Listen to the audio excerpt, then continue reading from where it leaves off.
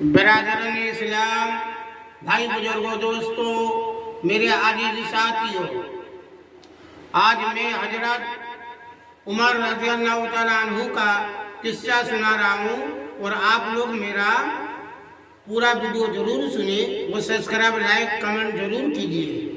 اب میں مدعے پہ آتا ہوں۔ حضرت عمر رضی اللہ تعالیٰ عنہ جن کے پاک نام پر آج مسلمانوں کو فخر ہے اور ان کے جوش و ایمانی سے آج 1300 برس بعد تو کافروں کے دل میں خوف ہے۔ اسلام لانے سے قبل مسلمانوں کے مقابلے اور تکلیف پہنچانے میں بھی ممتاز مشہور تھے۔ نبی اکرم صلی اللہ علیہ وسلم کے قتل کے در پہ تیار رہتے تھے۔ ایک روز کفار نے مشورہ کی کمیٹی قائم کی کہ کوئی ہے جو محمد صلی اللہ علیہ وسلم کو قتل کر دے۔ عمر نے کہا کہ میں کروں گا۔ لوگوں نے کہا کہ بے شک تم ہی کر سکتے ہو۔ عمر رضی اللہ تعالیٰ عنہ تلوار لٹکائے ہوئے اٹھے اور چل دیے۔ اسی فکر میں جا رہے تھے کہ صاحب قبیلہ جوہرہ کے، جن کا نام حضرت سعد بن ابی وقاص رضی اللہ تعالیٰ عنہ ہے اور بعضوں نے اور صاحب لکھے ہیں، ملے۔ انہوں نے پوچھا، عمر رضی اللہ تعالیٰ عنہ کہاں جا رہے ہو؟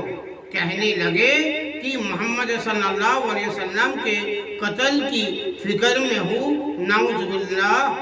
سعد نے کہا کہ بنو ہاشم اور بنو جوہرہ اور بنو عبد مناف سے کیسے مطمئن ہو گئے؟ وہ تم کو بدلے میں قتل کر دیں گے۔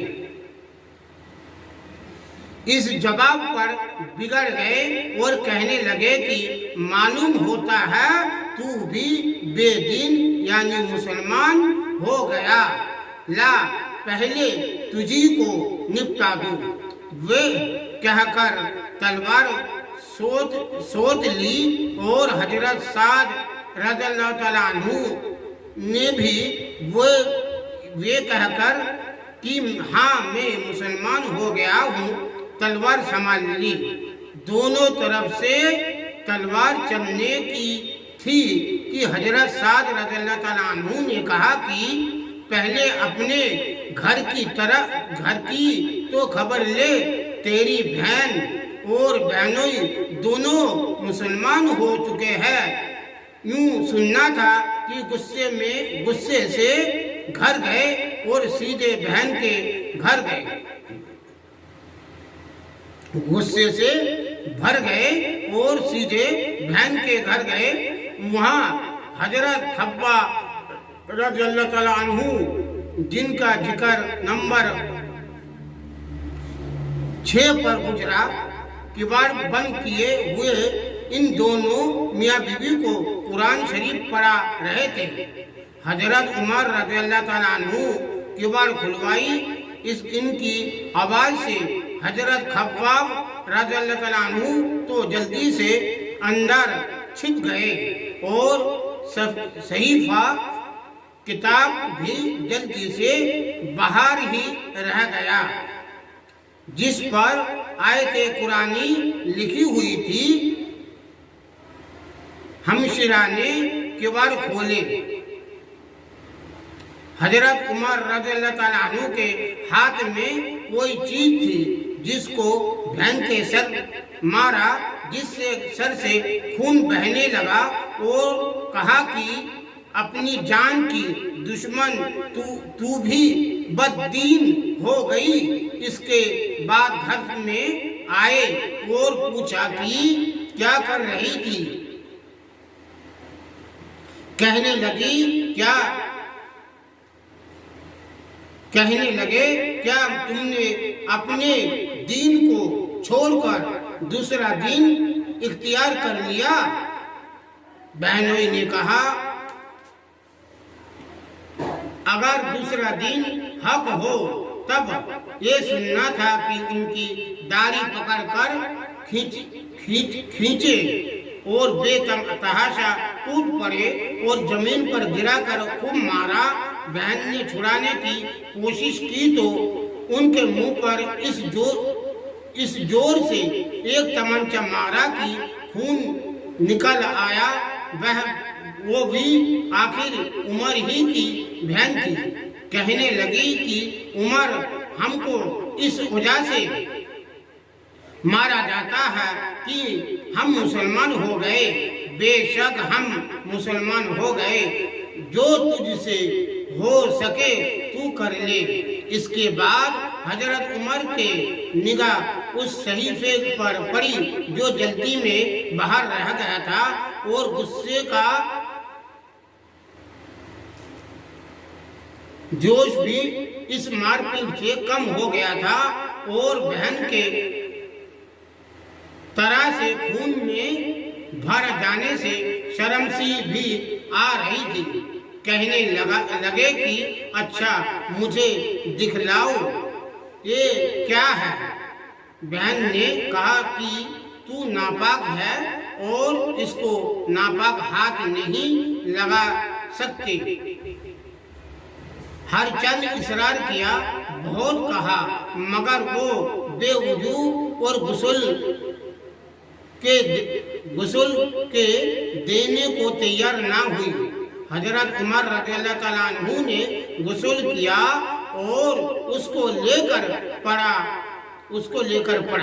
اس میں سورہ طٰہٰ لکھی ہوئی تھی، اس کو پڑھنا شروع کیا اور بسم اللہ الرحمن الرحیم انی انا اللہ لا الہ الا انا فاعبدنی واقیموا الصلاۃ للذکر تو پڑھا تھا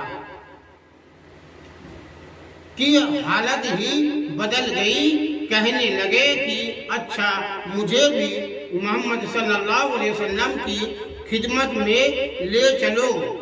یہ الفاظ سن کر حضرت خباب اندر سے نکلے اور کہا کہ اے عمر تمہیں خوشخبری دیتا ہوں کہ کل شب پنج شبہ میں حضور اقدس صلی اللہ علیہ وسلم نے دعا مانگی تھی کہ یا اللہ عمر اور ابو جہل میں جو تجھے زیادہ پسند ہو اس سے اسلام کو قوت عطا فرما۔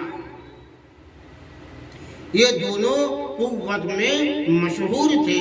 معلوم ہوتا ہے کہ حضور صلی اللہ علیہ وسلم کی دعا تمہارے حق میں قبول ہو گئی۔ اس کے بعد حضور صلی اللہ علیہ وسلم کی خدمت میں حاضر ہوئے اور جمعے کی صبح کو مسلمان ہوئے۔ ان کا مسلمان ہونا تھا کہ کفار کے حوصلے پرست ہونا شروع ہو گئے، مگر پھر بھی نہایت مختصر جماعت تھی اور وہ سارا مکہ بلکہ سارا عرب اس لیے اور بھی جوش پیدا ہوا اور جلسے کر کے مشورے کر کے حضرات کو ناپید ختم کرنے کی کوشش ہوتی تھی اور طرح طرح کی تدبیریں کی جاتی تھی۔ تاہم پھر بھی اتنا ضرور ہوا کہ مسلمان مکہ کی مسجد میں نماز پڑھنے لگے۔ حضرت عبداللہ بن مسعود رضی اللہ تعالیٰ عنہ فرماتے ہیں عمر کا مسعود رضی اللہ تعالیٰ عنہ فرماتے ہیں کہ عمر کا اسلام لانا مسلمانوں کی فتح تھی اور ان کی ہجرت مسلمانوں کی مدد تھی اور ان کی خلافت رحمت